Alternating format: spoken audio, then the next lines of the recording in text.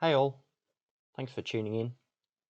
Today I'm going to talk thoroughly about an agreement and its origins which took place before the failed Dardanelles campaign of 1915. This was the Constantinople Agreement. The Constantinople Agreement, or Straits Agreement, was a secret accord between Russia, the United Kingdom and France on the post-war division of the Central Ottoman Empire in the event of their defeat. The partition, signed on March 18, 1915, before the initiation of the Dardanelles campaign, would give Russia Constantinople, as long as they kept it an open port, and a portion rear to the Thracian and Asia Minor coasts. Russia had long desired this area, as it gave them direct naval access to the Mediterranean Sea, which they had been denied in the past. British and French claims for influence over the Middle Eastern countries were agreed upon by Russia. The United Kingdom, who wanted access to the much-desired oil in Mosul, wanted influence over Iraq and further east, while France wanted to occupy and influence Syria, Cilicia, which became a reality. The agreement also entailed independent Muslim governance in the Holy Land.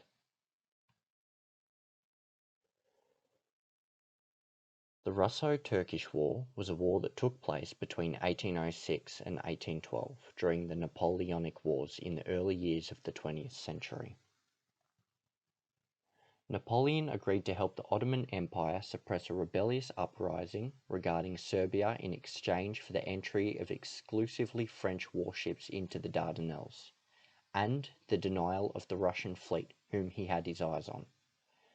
The Ottomans declared war on Russia, who were stationed in Moldavia and Wallachia in 1806, who, until this French-Ottoman agreement, had access to the Dardanelles and Sea of Marmara.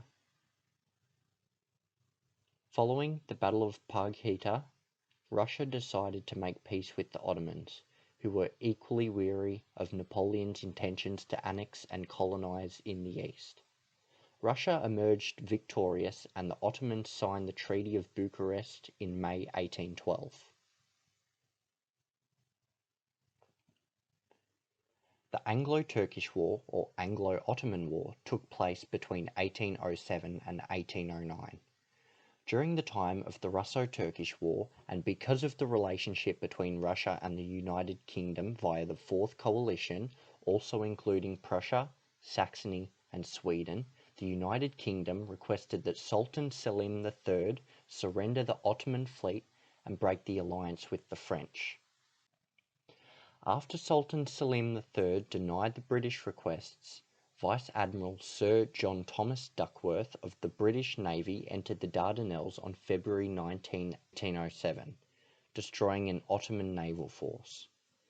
As agreed upon, the French assisted the Ottomans in repelling the British naval invasion.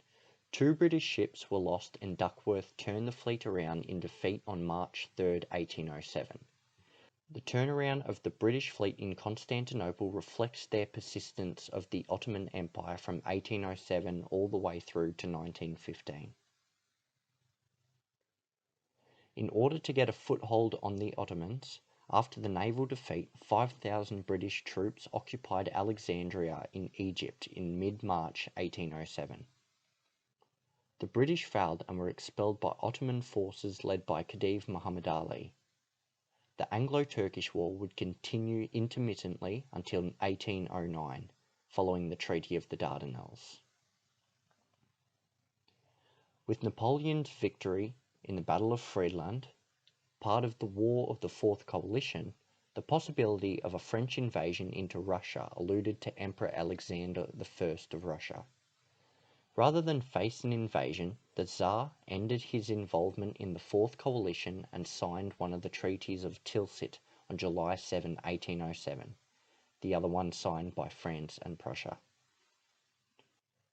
The Treaty of the Dardanelles, also known as the Treaty of Chanak, or the Dardanelles Treaty of Peace, was agreed upon by the Ottoman Empire and United Kingdom in Chanak on January 5, 1809. The treaty acted as an armistice which ended the Anglo-Turkish War. The terms of the treaty entailed the protection of British ports, naval bases, trade, and diplomatic relations via Ottoman assistance in the Mediterranean Sea, especially from the Russian fleet in the northeastern Black Sea. Terms of the treaty also affirm that no warships enter the Dardanelles or Bosphorus Straits, and that British assistance is provided if the French were to attack the Ottoman Empire. The First Egyptian-Ottoman War, also called the First Turco-Egyptian War or First Syrian War, was an Egyptian revolt led by Muhammad Ali of Egypt in 1831 against the Ottoman Empire led by Sultan Muhammad II at the time. The revolt began as an Egyptian repercussion of not being given Greater Syria, which it was promised when assisting the Ottomans in the Greek War of Independence. Nearing the end of the war, Egypt was winning. Although nothing stood in the way of the Egyptian general, Ibrahim Pasha, and Ottoman Constantinople, his army was bogged down in the cold long enough for the Ottoman Porte to form an alliance with Russia, who sent troops to Anatolia towards Constantinople in order to scare the advancing Egyptians. Aware of how Moscow could influence the Ottomans, the United Kingdom and France pressured the Convention of Carthage, easing tensions between Egypt and the Ottomans in May 1833. This agreement gave Syrian provinces to Egypt, with Ibrahim Pasha as governor. The Second Egyptian-Ottoman War, also called the Second Turco-Egyptian War, took place between 1839 and 1841. The Convention of London was an agreement between the United Kingdom, Austria, Prussia, Russia, and the Ottoman Empire to end the Second Egyptian-Ottoman War. It entailed handing permanent control of Syria over to Muhammad Ali of Egypt, who in return must pull all of his forces out of the Ottoman Empire. At first, Muhammad Ali declined the offer and continued fighting, until the Oriental Crisis of 1840, when the United Kingdom and Austria attacked Egyptian forces in Accra, forcing them out and pressuring Ali to give in to the agreement. The convention was formally signed on July 15, 1840. The Second Egyptian-Ottoman War would not have been a complete failure, as it secured Egypt as privileged Ottoman province. Karl Veselvik wanted to make the Ottoman Empire dependent on Russia. Karl Veselvik assisted in forming a relation with Turkey, which was abandoned to form an alliance with Britain.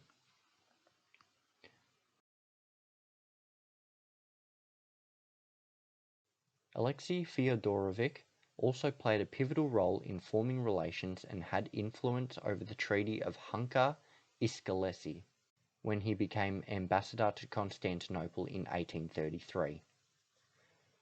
The Treaty of Hunka-Iskelesi was signed in 1833, permitting Imperial Russian vessels through and no foreign vessels of war to enter therein under any pretext whatsoever. However, this was a secret agreement between Imperial Russia and the Ottoman Empire. It is known to essentially make the Ottoman Empire a protectorate under Russia. The London Straits Convention, or London Straits Agreement, was agreed upon by the great powers of Europe, the United Kingdom, France, Austria, Prussia, and Russia on July 13, 1841, in order to close the Bosphorus and Dardanelles Straits, and the Sea of Marmara between them, linking the Mediterranean to the Black Sea. The agreement was made to stop any warships from entering the Mediterranean or from Russia exiting the Black Sea with warships, and was done so in response to the confidential Treaty of Hunka-Iskelesi, or the Treaty of Unkia-Skelesi, which gave Russia passage.